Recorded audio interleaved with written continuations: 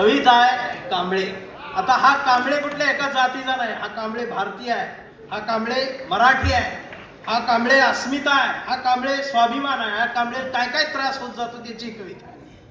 हा कांबळे शेंडीतून जाणव्यातून मुक्त येऊन प्रबोधनकारांच्या जवळ आलेला आहे, फुलेशाह आंबेडकरांच्या जवळ आहे. असा हा स्वाभिमानी आहे की आमचा कांबळे लय हुशार, हे कधीच नाही रडला, नुसताच कांडला. कांबळे शाळेत गेला, मास्तरनं फळ्यावर सरस्वती काढली.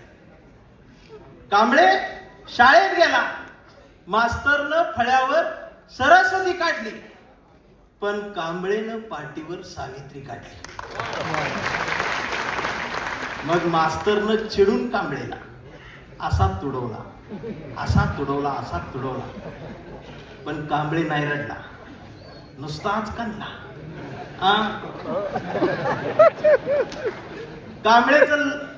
कांबळे वयात आला, विशीत आला, मिशीत आला, कांबळे गुलाबी झाला आणि तिच्या प्रेमात पडला. मग तिने विचारली त्याची जात, मग तिने विचारली त्याची जात. कांबळे म्हणाला, वेडे मी माणूस, माणूस माझी जात, प्रेमात कसली आली जात. मग माणूस माझी जात म्हटल्यावर तिनं बरोबर ओळखली जात. मग तिनं बी कांबळेला असा तोडवला, असा तोडवला, पण कांबळे हुशार, नाही रडला, नुसताच कांडला. कांबळेचं लग्न ठरलं. घरचे म्हणाले मुहूर्त पहा.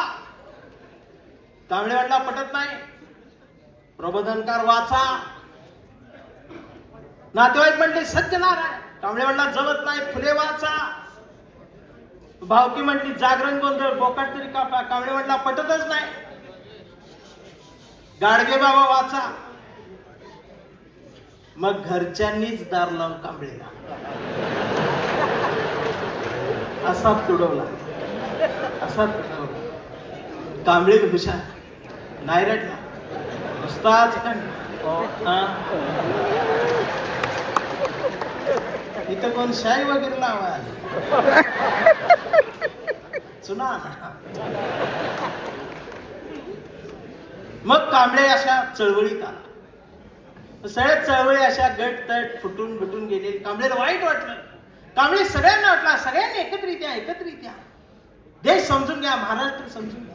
दिवसभर बोंबलत राहिला. मग संध्याकाळी सगळे एकत्रित आले आणि एकत्रित येऊन आपल्याच कांबळेला, आपल्याच लोकांना असा तुडवला, असा तुडवला. पण कांबळे हुशार, नाही रडला, नुसताच आणि आता कांबळे शिवसैनिक झाला.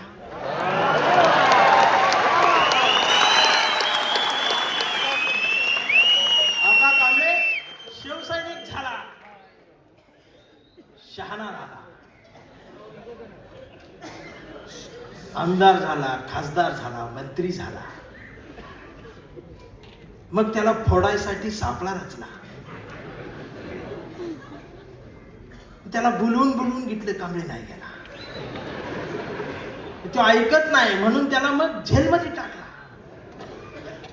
तिथं सुद्धा ईडीनं त्याला असा तुडवला, पण कांबळे तिथं बी नाही रडला, नुसताच काढला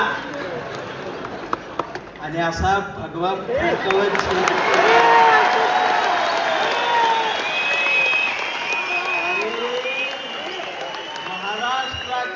इतिहासातला सुवर्ण अक्षरांनी, सोनेरी अक्षरांनी लिहिणारा जाणार तो इतिहास आहे. तो शिवसैनिक ज्या वेळेला न झुकता बाहेर आला ना,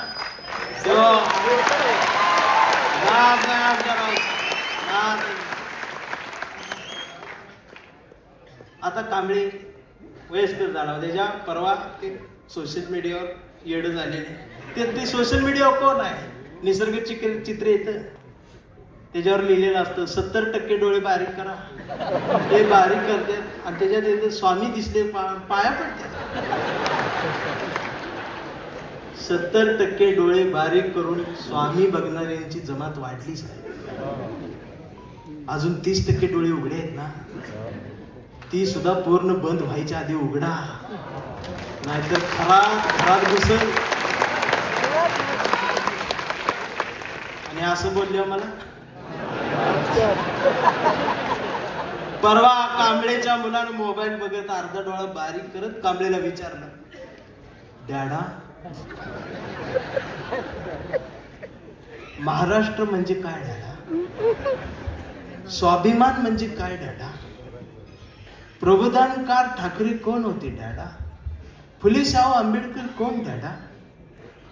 आणि शिवाजी महाराज खरंच जन्माला आले होते डॅडा? आता मात्र कांबळे पेटला.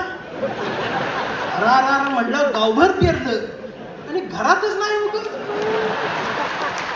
म्हणून त्यानं दार लावून पोरालाच असा तुडवला.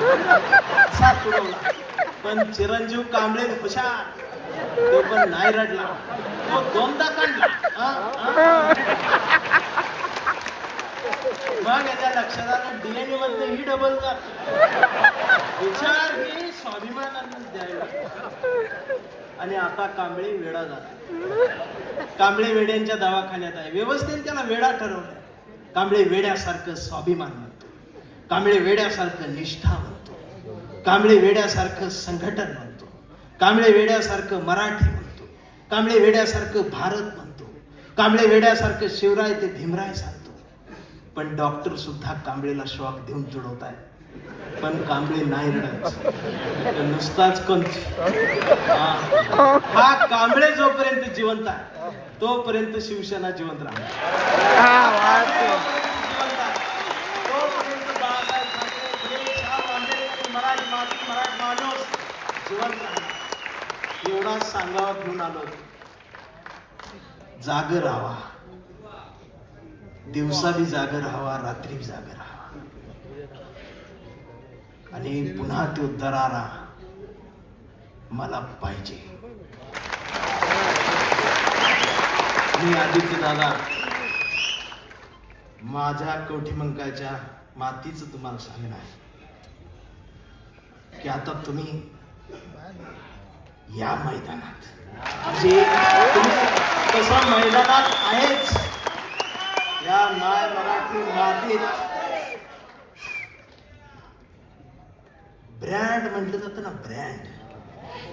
त्या ब्रँडला म्हणते शिवसैनिक, ओरिजिनल शिवसैनिक.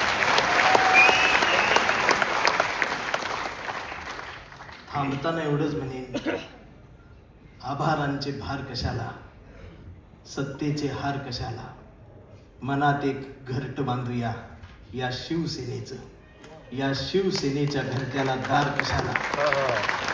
झुळझुळत्या या बाळासाहेबांच्या झऱ्याला आपल्याही स्वाभिमानाचं पाणी देत राहूया.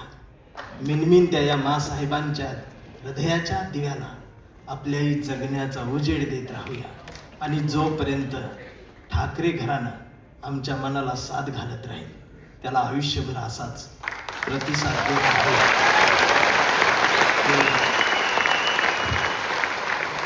राऊत साहेबांच्या स्वाभिमानाला वंदन करतो. तुमच्या सर्व शिवसैनिकांना मनापासून जय महाराष्ट्र करतो. थांबताना हुंदका दाटून येतोय. एवढ्या मोठ्या स्टेजवर, एवढ्या मोठ्या प्रबोधन पीठावर मला उभं करण्याची संधी तुम्ही दिली. मी आभारी आहे. धन्यवाद.